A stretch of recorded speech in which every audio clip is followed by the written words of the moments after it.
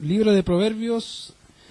Si recuerdan bien, una de las cosas que hemos estado haciendo ya es pasar o hacer un pequeño, o pequeñas predicaciones, diríamos, bien sintéticas, hablando de cada libro de la Biblia. Ya llegamos al libro de Proverbios.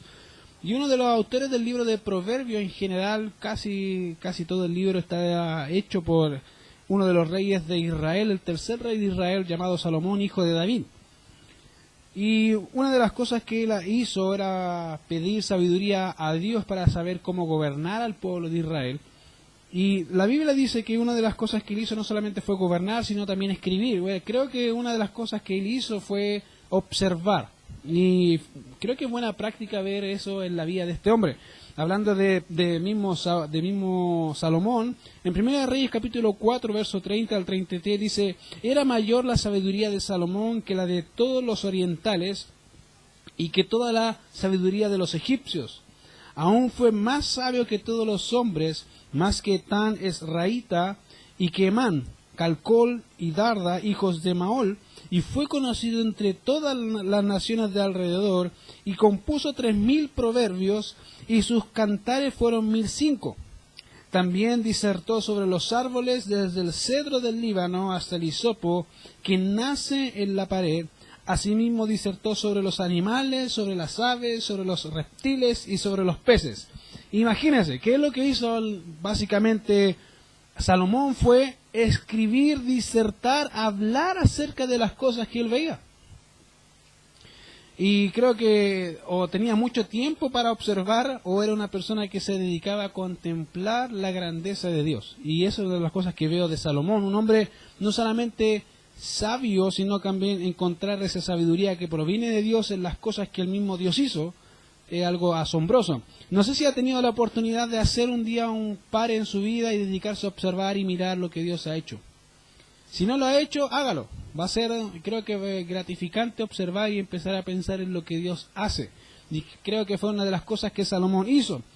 Ahora bien, los proverbios, aunque en su mayoría están escritos por Salomón, por lo menos hay unos pocos que fueron, obviamente, que no fueron escritos por él.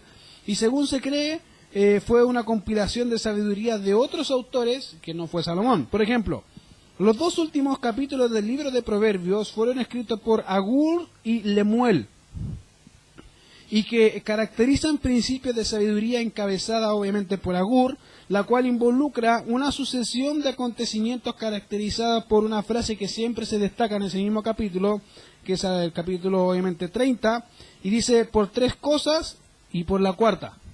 Va a encontrar muchas veces esa repetición de frases haciendo énfasis sobre algo en particular. Mientras que el capítulo 31 expresa sabiduría en la prudencia del vivir y la sabiduría de la mujer virtuosa. Cuando hablamos de la mujer, creo que el pasaje que más las mujeres conocen es Proverbios 31, ¿cierto? La mujer virtuosa. ¿Quién la hallará? ¿Y por qué? Porque está en un contexto de sabiduría, una mujer literalmente sabia. Sabia en su forma de vivir, en su matrimonio, con sus hijos, con su esposo, con su vida en general, una mujer sabia. Y ahí va a haber una mujer obviamente sabia en ese pasaje, una mujer virtuosa. Por lo tanto, si pudiéramos resumir o sintetizar lo que el libro de Proverbios nos enseña, podríamos decirlo en las mismas palabras del Señor en Proverbios capítulo 1, verso 7. El principio de la sabiduría es el temor de Jehová. Los insensatos desprecian la sabiduría y la enseñanza. Si de alguna manera pudiéramos resumir todo el libro, ahí está su resumen. El principio de la sabiduría es el temor de Jehová. Los insensatos desprecian la sabiduría y la enseñanza. Y me llama la atención, particularmente a mí me llama mucho la atención, en particular porque al ver otras versiones, estuve leyendo otras versiones de Biblia. La idea, si bien la idea se mantiene, o la misma idea se mantiene, pero hay principios más explícitos en otras versiones que en la que tenemos nosotros. Ejemplo, la Reina Valera dice: el principio de la sabiduría es el temor a Jehová. Ejemplo, hay otra Biblia que me gusta leer, que es una versión hebraica, llamada Kadosh, y que es literal o muy... Hablando en español, es casi la misma línea de la Biblia Septuaginta, una traducción griega, y dice lo siguiente: el temor a Yahvé es el principio de la sabiduría, y hay buen entendimiento a todos los que la practican, y la piedad hacia Elohim es el principio del discernimiento. Pero los necios desprecian la sabiduría y la instrucción. Y esa es una de las primeras cosas que me llamó la atención a mí, pero quisiera obviamente primeramente enfocarme en lo que es el contexto. Si ustedes leen el contexto, y me refiero al contexto, a lo que dice el texto en la Biblia, en Proverbios 1:7, cuando empezamos leyendo este proverbio, podemos ver las siguientes razones, que son múltiples. Hay razones múltiples acá por las que el temor es el principio, el temor a Jehová es el principio de la sabiduría. Fíjense, en primer lugar podemos observar principios de conocimiento, del versículo 1 al versículo 3, para entender sabiduría y doctrina, para conocer razones prudentes, para recibir el consejo de prudencia, justicia, juicio y equidad. En otras palabras, el temor de Jehová, si bien nos proporciona sabiduría celestial, sino que nos permitirá entender, conocer y recibir enseñanza y sabiduría que viene de lo alto. Fíjense que la Biblia dice que hay dos tipos de sabiduría, una que es carnal y diabólica, que nace de un corazón pecador, y hay sabiduría celestial que nace de Dios y que se ve manifestada en su palabra y en la práctica de su palabra. Por lo tanto, en este pasaje vemos, primeramente, como les decía, podemos ver principios de conocimiento. En segundo lugar podemos encontrar principios de aplicación. Miren lo que dice el versículo 4 y versículo 5. Para dar sagacidad a los simples y a los jóvenes inteligencia y cordura. Oirá el sabio y aumentará el saber, y el entendido adquirirá consejo. Y con esto quiere decir que son principios cuya aplicación producirá en las personas, en este caso de los simples, sagacidad, inteligencia y cordura, y el entendimiento para poder adquirir más de lo que ya tiene con respecto a la aplicación de esta sabiduría. No solamente entiendo la sabiduría, entiendo el conocimiento, sino que ahora se me da la capacidad de poder aplicarla, de poder llevarla a un punto mayor. Y obviamente en tercer lugar está lo que podríamos llamar principios de comprensión, lo cual se aplican en aquellos que con el uso tienen sus sentidos ejercitados en el conocimiento del bien y del mal, como en la correcta práctica de la verdad, y eso es lo que dice el verso 6. Miren, para entender proverbios y declaración, palabra de sabios y sus dichos profundos. Por lo tanto, por lo menos vemos tres razones por las cuales en este caso Salomón está explicando cuáles son las razones por las cuales el principio de la sabiduría es el temor de Jehová o a Jehová. Ahora, para continuar con nuestro estudio o con nuestro tema, quisiera mencionar por lo menos dos principios generales con respecto a esto. Miren, en primer lugar, debo mencionar que cada una de las secciones que recién mencioné reflejan su enfoque en cuanto a la sabiduría. Ninguna de ellas puede iniciar si no hay temor de Jehová. Usted puede querer hacer eso, pero si no hay temor, no hay sabiduría. Y tampoco están las razones, tampoco se desarrolla conocimiento, tampoco se desarrolla lo que es la aplicación y tampoco la capacidad de discernir y desarrollar ese conocimiento. No está. Lo va a hacer en la carne, pero no va a ser celestial. Va a producir fruto amargo, no dulce. Primera cosa, esto, y fíjense que este es un principio fundamental, queridos, en la vida cristiana. Si queremos ver cambios reales, no solo debemos adquirir conocimiento, sino aplicar y reconocer o discernir este conocimiento. De lo contrario no sirve. En segundo lugar, cabe mencionar que cada una de las secciones parece ser un proceso en el que la sabiduría se va desarrollando en la vida de un cristiano. Esto es, en la madurez y crecimiento en la vida cristiana como tal. Por lo tanto, si no se siguen estos principios, tampoco se verá cambio, ni podremos ver la sabiduría de lo alto desplegarse en toda su gloria y en nuestra vida. Por lo tanto, aquí obviamente está nuestro segundo punto. Si usted quiere ver esa sabiduría desplegarse, tiene que aplicarla. No hay otra forma. Y no la va a aplicar si no hay temor. Y por eso fíjense que podemos empezar, y Salomón empieza hablando de las razones. Mira, estas son las razones que te doy, pero el punto principal no son las razones, sino el punto principal es que el principio de la sabiduría que te va a proporcionar todo esto es el temor a Dios. No hay otro. Y eso es lo que dice el texto. Fíjense, es el principio fundamental de lo que es la sabiduría. Si usted quiere ser una persona sabia, tiene que aplicar. Fíjense que generalmente entendemos sabiduría como conocimiento, ¿cierto? El que es sabio es porque sabe, y eso en realidad no es bíblico, no es el concepto bíblico. El concepto bíblico es sabiduría y aplicación del conocimiento. Por lo tanto, cuando hablamos de una persona sabia, no es alguien que sabe cómo resolver todos los problemas, no. Significa que esa persona entiende principios escriturales y lo aplica de tal forma que puede decir, mira, esto es lo que dice la Biblia y hazlo de esta forma. El temor es el principio y obviamente es el punto principal. Ahora, esto es lo que dice el versículo en el verso 7. El principio de la sabiduría es el temor de Jehová. Y miren lo que dice, los insensatos desprecian la sabiduría y la enseñanza. Y esta es la verdad fundamental, como les dije, de este libro. El principio de la sabiduría es el temor a Jehová. Fundamental, en todo el libro. Como ya les mencioné, si pudiéramos resumir el libro, ahí está el resumen más genial que hay en todo el libro. Si usted dice, pero ¿cómo podríamos decir, mira, son dichos? Y de verdad, la Biblia, estos son dichos, pero no son dichos de hombres, son dichos de Dios, expresos en la Biblia para dar conocimiento de lo alto. No es conocimiento humano solamente, sino que es el conocimiento de Dios en práctica.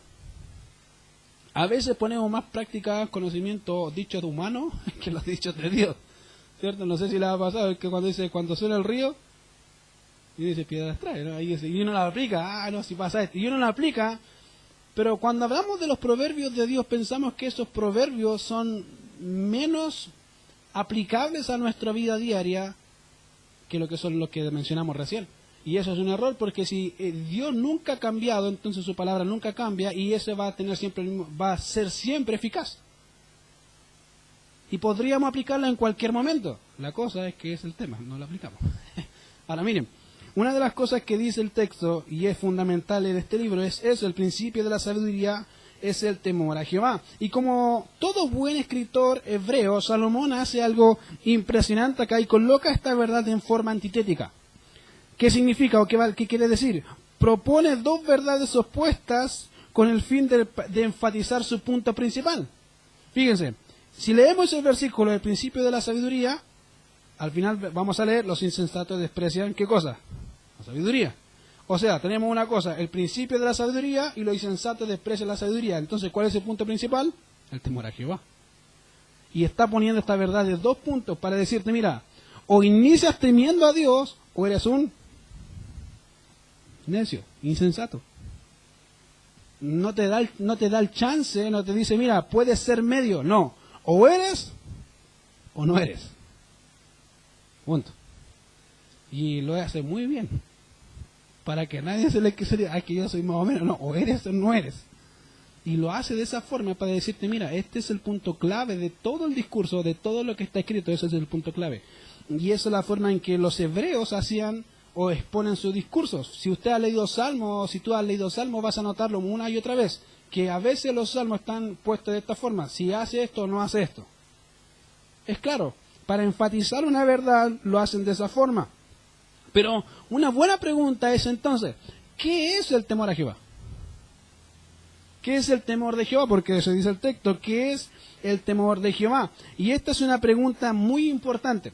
¿Sabes por qué? Porque su respuesta no solo te llevará a examinarte a ti mismo, sino que también proporcionará evidencia clara de tu conocimiento de Dios y de la vida en general. Esta, básicamente, en otras palabras, evidenciará tu convicción respecto a lo que es más importante en toda la vida, que es Dios y cómo tú llevas tu vida.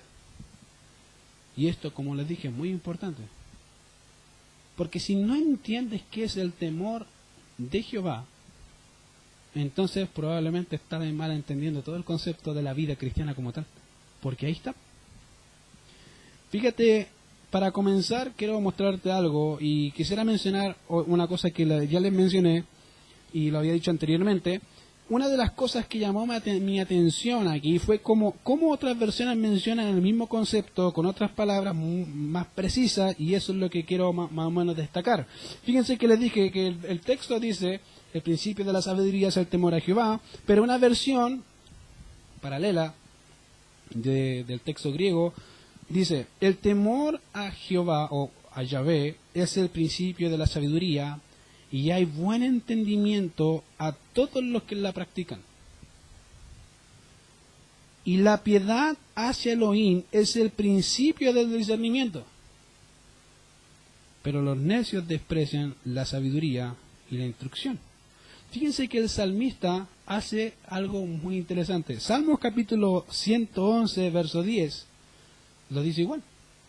Yo no sé, y no pude encontrar cómo lo dice, si quién sacó de quién, pero miren qué interesante. El Salmo 111, verso 10 dice, el principio de la sabiduría es el temor de Jehová.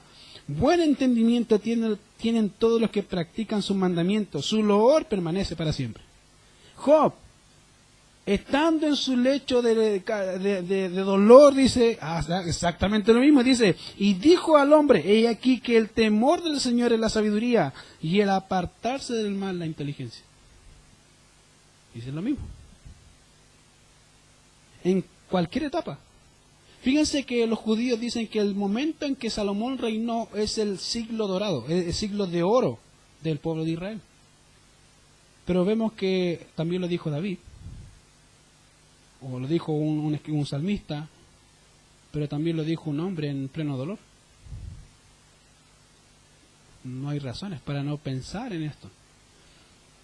Ahora bien, si el temor de Jehová es el punto focal en lo que en el cual se inicia lo que llamamos la sabiduría, que viene de Dios, que viene de lo alto, entonces, ¿qué es el temor a Jehová? Volvemos a la misma pregunta, y eso es lo que estamos viendo, y en términos escriturales, debemos decir que el temor de Jehová es enseñanza de sabiduría. Miren lo que dice Proverbios capítulo 15, verso 33. Proverbios capítulo 15, verso 33, hablando de lo que es el temor de Jehová. Proverbio dice que es sabiduría, enseñanza de sabiduría. Proverbios 15, 33 dice, el temor de Jehová es enseñanza de sabiduría, y a la honra precede la humildad. Ahí tienen una cosa. ¿Qué es el temor de Jehová? Enseñanza. Ya, es enseñanza de sabiduría. En segundo lugar, el temor de Jehová es reflejo de carácter. Y dice, ¿qué significa eso? Bueno, mira lo que dice Proverbios capítulo 8, verso 13, dice, el temor de Jehová es aborrecer el mal, la soberbia y la arrogancia, el mal camino y la boca perversa aborrezco. En otras palabras, es reflejo de carácter. Es modelo de vida. Es reflejar el carácter de Dios en cada momento, es amar lo que Dios ama y aborrecer lo que Dios aborrece. Eso es. Porque eso es sabio. Diríamos, qué interesante, porque aquí dice el temor de Jehová es aborrecer el mal. O sea, si yo aborrezco lo que Dios aborrece, estoy reflejando el carácter de Dios, y eso es temor de Jehová. Es reflejar su carácter en cada área. Y es difícil, porque diría, ¿cómo lo hago vivo? Es fácil, lee la Biblia y aplica la Biblia. ¿Qué dice Dios? ¿Qué es lo que le agrada a Dios? Bueno, si sabes lo que le agrada a Dios, vas a agradarte con lo que Dios agrada, y vas a odiar lo que Dios odia. No vas a amar lo que Dios ama, lo que Dios odia. Sería raro si dice, yo amo a Dios, pero amo lo que Dios odia. No hay concordancia, porque eso no es temor a Jehová. Y en tercer lugar, el temor de Jehová es vida. Proverbios capítulo 14, verso 27, hablando de lo que es la vida, dice, el temor de Jehová es manantial de vida, para apartarse de los lazos de la muerte. Proverbios capítulo 14, verso 27. O también el Proverbio 19, verso 23, lo dice muy parecido, con otras palabras, dice, el temor de Jehová es para vida, y con él vivirá lleno de reposo el hombre, no será visitado de mal. tenemos por lo menos 3 cosas. Tenemos que el temor de Jehová es enseñanza de sabiduría. El temor de Jehová es reflejo de carácter. Y el temor de Jehová es vida. La pregunta es, ¿por qué vida? Porque te preserva la vida. Literalmente te la preserva. Cuando aplicas fíjate, si el problema de hoy, como ya lo he mencionado no sé cuántas veces, el problema de las iglesias es que le compartíamos con el pastor Antonio, que han dejado la Biblia y están poniendo sus principios por sobre la Biblia. Por eso está como está. Cuando la iglesia entienda que de la Biblia se sacan los principios para vivir, cambiaría muchas cosas. Ya no habría lo que hay hoy, sino que habrían vidas realmente transformadas por la palabra. El problema es que somos como diríamos nosotros, hace mucho tiempo teníamos un término facultativo que llamaba los espiritualoides, espiritualizamos todo es espiritual. Pero no aplicamos Biblia, entonces deja de ser espiritual. Eso es como decíamos espiritualoide. Es de otra esfera, pero no es Biblia. Parece bíblico, pero no es bíblico. Y cuando habla de no bíblico es que sabe de Biblia, pero no practica la Biblia. Pero pensamos que sí. Entonces, el problema no está en la Biblia, el problema está en nosotros. El problema es que nosotros no queremos aplicar lo que Dios nos ha dicho, no queremos confiar en que Dios siempre se mantiene fiel a su palabra y que Él va a hacer lo que tenga que hacer y va a bendecir cuando tenga que bendecir. ¿Por qué? Porque somos obedientes a su palabra. Mientras seamos obedientes a su palabra, no te preocupes del resultado. Como seres humanos tenemos la tendencia a creer que la lógica siempre va a funcionar. Ejemplo, cuando creemos que hice algo malo, uno dice, merezco castigo, ¿cierto? Pero a veces Dios es tan paciente que en vez de darnos castigo, nos da misericordia. Pero uno dice, pero merezco castigo. Le dice, pero yo quiero darte misericordia. Bueno, no pienses en lo que podría suceder. Piensa en lo que Dios te manda hoy a hacer. Porque podríamos pensar en muchos resultados, ¿cierto? Podría pasar esto, podría pasar esto, podría pasar esto, podría. Pero Dios te dice, pero yo soy el que maneja el futuro. Tú preocúpate de hacer lo que tienes que hacer hoy. Yo manejo el futuro, no tú. Pero creemos que aún el futuro podremos controlarlo por lógica humana. Y eso en un sentido lo estamos diciendo a Dios, Dios, tú te estás equivocando, mejor lo hago porque va a pasar esto. Dios te dice, ¿quién te dice a ti que va a pasar eso? Es lógico. Tú dices, pero Dios es lógico. Dios te dice, sí, pero yo estoy sobre la lógica. Y si sucediera, yo estoy bajo control. ¿Cuál es el problema? Haz lo que yo te digo. Y ahí está el problema. Que no confiamos en que su palabra va a hacer lo que tenga que hacer. Fíjate que estos últimos 2 proverbios mencionados, Proverbios capítulo 19:23 y el Proverbio 14:27, mencionan que el temor de Jehová es vida o manantial de vida. Y fíjate que tiene que ver con un mismo fin, vida. Ahora, para apartarse de los lazos de la muerte, y no será visitado de mal. Y no sé si piensas que qué grandioso es saber que el temor de Jehová produce este reposo en él. Decir, mira, si yo hago lo que Dios me manda hacer, el texto dice, no seré visitado de mal. No significa que no va a venir dolor, significa que en medio del dolor, Dios va a estar ahí y voy a ser obediente y no me voy a apartar porque voy a hacer lo que Dios quiere de mí. Y eso va a producir paz en medio del dolor. Dice el texto, por eso les digo, cuando entendemos eso, el temor de Jehová no es simple conocimiento, queridos. El temor de Jehová no es simple lectura, no es únicamente oración, no es solamente buscar una respuesta en Dios. El temor de Jehová no es miedo por lo que Él puede hacer. Fíjate que generalmente podemos actuar o porque buscamos algo de Él o porque tenemos miedo a lo que Él va a hacer. O que podría hacer o permitir. No sé si les pasa, pero generalmente funcionamos así. Eso no es temor de Jehová, queridos. El temor de Jehová no tiene que ver, como les dije, con ese tipo de temor, de miedo por lo que Él puede hacer. No es simplemente una idea. Al contrario, el temor de Jehová es un conocimiento verdadero en una relación de amor del hombre con Dios, por el cual Dios se muestra al hombre, sea en amonestación, sea en promesa, sea en reprensión como en enseñanza, y el hombre le obedece. No importa lo que Dios te diga, yo obedezco. ¿Por qué? Porque tengo una relación, un vínculo de amor con ese Dios que es bueno, y que no importa lo que haga, yo debo obedecer. Porque Él es el que gobierna todo, y si entiendo cómo es Dios, ¿cómo no voy a descansar en Él? Fíjate que cuando hablamos del temor de Jehová, debemos entender que el temor de Jehová es un andar en obediencia a Dios y con Él, y con Dios. No solamente obedezco a Dios, sino que vivo con Dios. Fíjate que cuando vemos el temor de Jehová, cuando vemos este principio del temor de Jehová en tantos creyentes del Antiguo y del Nuevo Testamento, vas a notar algo. Ellos siempre reconocían: Dios está conmigo. Dios está conmigo. Y si no lo dice literal o literalmente en el texto, lo vas a ver en su forma de vida. Su forma de vida mostraba que Dios estaba con ellos. ¿Por qué? Porque ellos sabían: Dios está acá, Dios está conmigo. Fíjate que mientras hacía esto me hizo pensar en cómo la Biblia lo diría en forma práctica.